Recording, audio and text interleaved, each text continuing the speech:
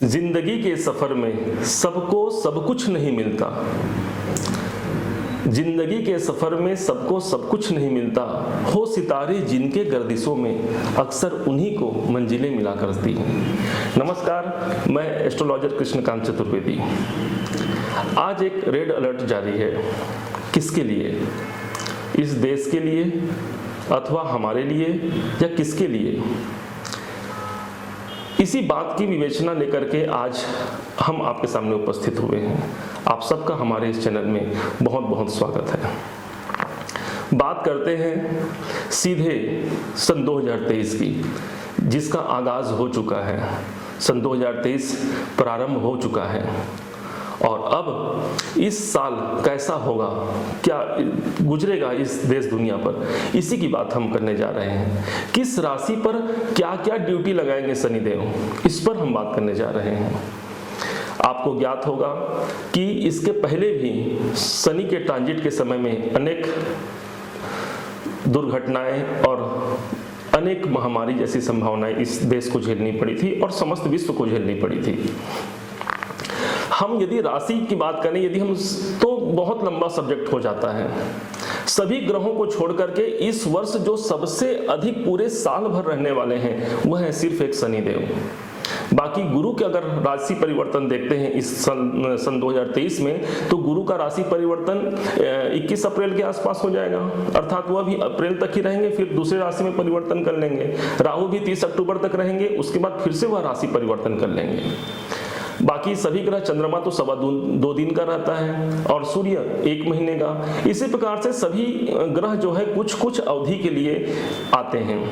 शनिदेव एक ऐसे ग्रह हैं जो लंबे अवधि तक एक राशि पर विद्यमान रहते हैं।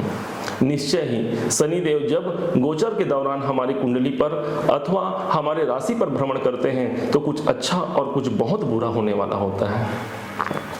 शनि का यह राशि परिवर्तन 17 जनवरी 2023 को होने वाला है और यह राशि परिवर्तन कोई सामान्य नहीं होगा। यह राशि परिवर्तन शनि देवता अपने मूल राशि पर आ रहे हैं, मूल त्रिकोण राशि पर आ रहे हैं, जो शनि का अपना सबसे मजबूत स्थान माना गया है। शनि देवता के यूं तो 2 राशि हैं, मकर और कुंभ। अब ज्यादा विस्तृत में आपको इसको समझा सकते हैं थोड़ा सा, तो आप समझने का प्रयास करेंगे कि शनि एक राशि में 2.5 वर्ष रहते हैं और 12 राशियां हैं, तो 12 में से हम लोग 12 के साथ 2.5 अर्थात 2.5 वर्ष को यदि हम लोग कैलकुलेट करते हैं तो 30 वर्ष का समय निकल के आता है। 30 वर्ष तक शनिदेव एक राशि में, फिर दोबारा जब भ्रमण काल में आए तो 30 वर्ष के बाद फिर उसी राशि में परिभ्रमण करते हैं। अब क्या होने वाला है इस साल, क्या कोई खास होने वाला है? चलिए हम लोग इतिहास के पन्नों को पलट कर देखते हैं कि इतिहास में क्या हुआ था इतिहास में, जो हम शनि के इस ट्रांजिट को उसी से जोड़ सकते हैं ना भाई। क्या ऐसा कुछ हुआ था? तो आज से हम ठीक 30 साल पहले चलते हैं, जब शनि देव इसी कुंभ राशि में विद्यमान थे। ज्यों ही शनि का कुंभ राशि में गोचर परिवर्तन हुआ था, तभी एक बहुत बड़ा बम ब्लास्ट हुआ था मुंबई में। और मुंबई बम ब्लास्ट जो हुआ था वह एक बहुत बड़ा बम ब्लास्ट था। लगातार एक एक करके 13 ब्लास्ट हुए थे, जिसमें अनेक लोग मारे गए थे। उसके और 30 साल पहले चलते हैं, तो ज्यों ही सन 1964 में 27 मई 1964 को पंडित जवाहरलाल नेहरू, जो हमारे तत्कालीन प्रधानमंत्री थे, उनको भी उसी समय मृत्यु प्रदान हुई थी और वह भी स्वर्गासन हो गए थे। अर्थात जब जब ये शनि, और अनेक घटनाएं हैं, किन किन घटनाओं को आपको याद दिलाएं। और अभी तत्कालिक में देखते हैं, अब जनवरी महीने में सन 2020 में शनि देवता का ट्रांजिट हुआ था मकर राशि में। शनि देवता की 2 राशि, एक मकर और एक कुंभ। जब मकर में शनि देवता आए थे तब क्या हुआ था? तब आप सबने देखा था कि किस प्रकार से महामारी कोरोना हमारे इस देश में व्याप्त हो गई थी, कैसे गृह युद्ध छिड़ गया था, नेता प्रतिनेता सब में आपसी विवाद की स्थिति बन गई थी। और ठीक उसी समय में, अभी कुछ समय पहले की बात है, रूस और यूक्रेन का महायुद्ध। कहीं यह वैश्विक युद्ध की तैयारी तो नहीं? अब शनिदेव, जब सोचिए शनिदेव अपने नॉर्मल घर में है मकर राशि में, तब इतना प्रभाव है। अब शनिदेव यदि अपने खुद के मूल त्रिकोण राशि में आएंगे तो कितना प्रभाव देंगे? बात यहाँ डरने की नहीं, बात यहाँ समझने की है।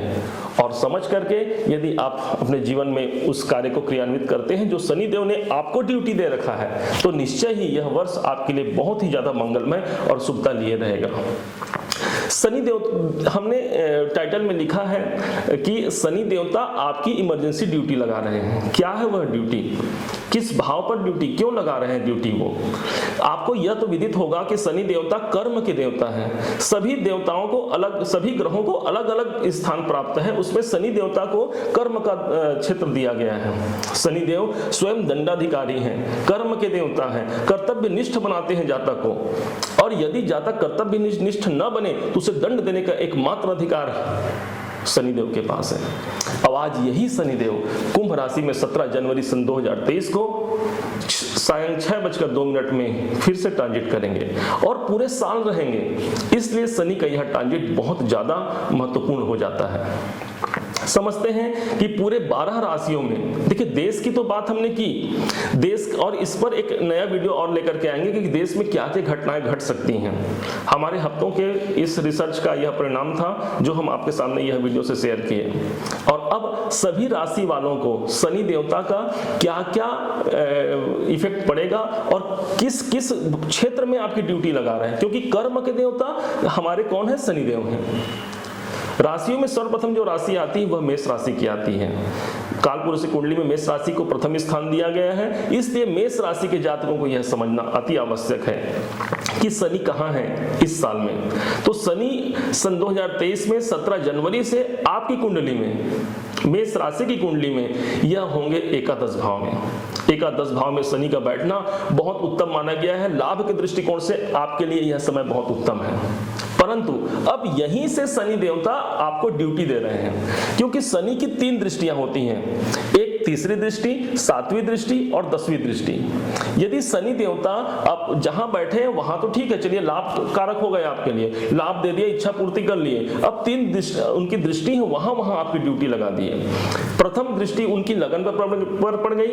लगन पर जब शनि देवता की दृष्टि पड़ गई तो क्या ड्यूटी दे दी है? आप अपने स्वास्थ्य का ध्यान रखिए, अपने हेल्थ का ध्यान रखिए, अपने योग व्यायाम इत्यादि से अपने शरीर को पुष्ट रखिए, अन्यथा आपको शनि देवता के द्वारा पनिशमेंट मिलेगा। क्यों? क्योंकि ड्यूटी यदि कोई नहीं करता तो उसको पनिशमेंट मिलता है। तो यहां पर मेष राशि के जातकों के लिए अपने स्वास्थ्य पर, अपने शरीर पर ध्यान देना होगा। ये आपकी ड्यूटी है पूरे साल भर। शनि देवता की अगली दृष्टि आ रही है कहां पर? पंचम भाव पर। अब पंचम भाव पर शनि देव की दृष्टि यदि आ जाए तो आपको क्या दे दिया? संतान संबंधी सुख दे दिया। और संतान को लेकर के आपकी ड्यूटी है। संतान यदि शिक्षा में बढ़ोतरी नहीं कर पा रहा है तो आपको चाहिए कि उसको, उसकी बढ़ोतरी के लिए उपाय कीजिए भाई। शनि देवता ने आपकी ड्यूटी लगाई हुई है संतान पर। संतान यदि बिगड़ रहा है तो संतान के प्रति आप सामने खड़े हो जाइए और उसके लिए जो उचित प्रबंध हो सके आपको करना होगा। यह शनि देवता की ड्यूटी हो गई। आप यदि कोई धन निवेश करना चाहते हैं, यदि आप कोई शिक्षा अर्जन करना चाहते हैं तो ड्यूटी लगी हुई है, आप वहां पर शिक्षा अर्जन कीजिए। यदि आप उस कार्य को भली भांति से करते हैं तो शनि देवता बड़े प्रसन्न होते हैं। और शनि देवता क्या कहते हैं? अरे ये तो कितना अच्छा है, मेरी दी हुई ड्यूटी को यह तो कितने निष्ठा पूर्वक करता है। और इस प्रकार से शनि देवता आप पर कृपालु हो जाते हैं और आपको सुफल का प्राप्त होगा।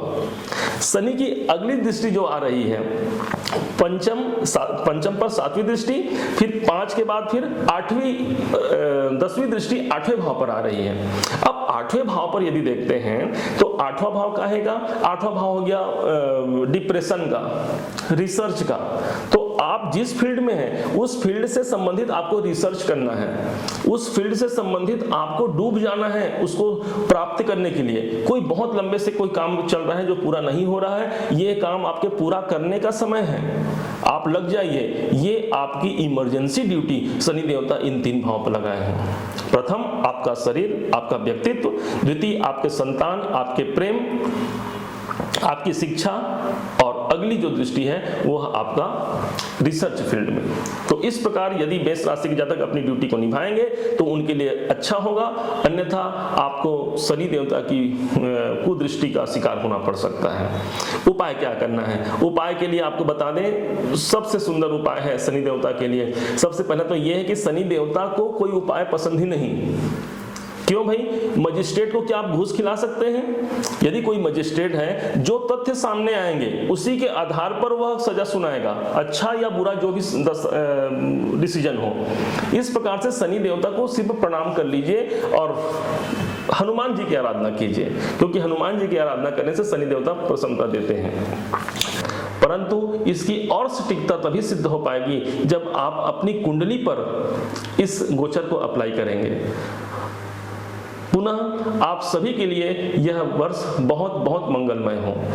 निश्चय ही आप सबने हमारे वीडियो को इतने प्यार से देखा और हमें अपना प्यार दिया, इस सबके लिए आपका बहुत बहुत आभारी हैं हम। और आपको यदि हमारा यह प्रयास, जो हमने अनेक दिनों के प्रयास के बाद यह वीडियो बनाया है, यदि यह आपको अच्छा लगे, यदि आपको लगता है कि आप भविष्य में भी हमारे वीडियो को यूं ही देखते रहें, क्योंकि हम यही चाहेंगे कि आपका प्यार मिले तो हम यह वीडियो और आगे बढ़ाते रहें। और तब आप सब इस चैनल को सब्सक्राइब भी कर लीजिए और बेल आइकन को दबा लीजिए, लाइक कीजिए और अपने मित्रों और रिश्तेदारों को शेयर भी कीजिए। आप सब के लिए यह जो वर्ष है सन 2023 बहुत बहुत मंगलमय हो, आपको अनेक खुशियां प्राप्त हो और आपकी सभी मनोकामनाएं पूर्ण हो। इसी मंगल कामना के साथ नमस्कार।